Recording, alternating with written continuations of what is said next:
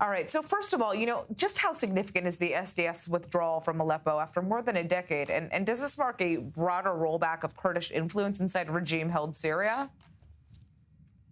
First of all, thank you for having me. Absolutely. I mean, this is the first instance since the fall of the Assad regime where the Syrian government is able to take territory that was held by the SDF.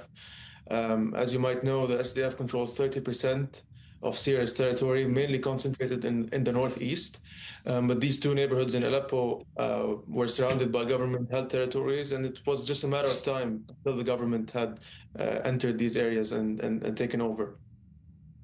Now, civilians say that young men were detained during the evacuation process. What does this actually tell us about how Damascus may be handling Kurdish populations as it, tries to reassert control specifically in Aleppo?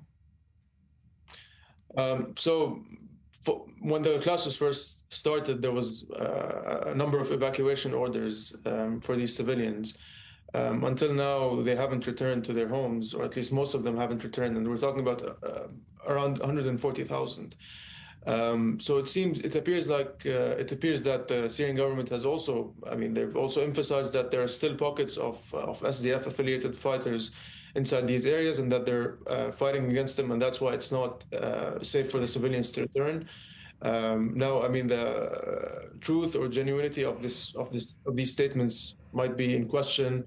There's a lot of questions about the Syrian government being open to the return of these Kurdish civilians. Mm-hmm. There's a lot of accusations of ethnic cleansing of these neighborhoods. But I think at the moment it's too early to tell. Again, the signs are not positive, given the interviews that were conducted and the number of Kurds who were sent to the northeast. But I think it's too early to tell to make an accusation such as ethnic cleansing.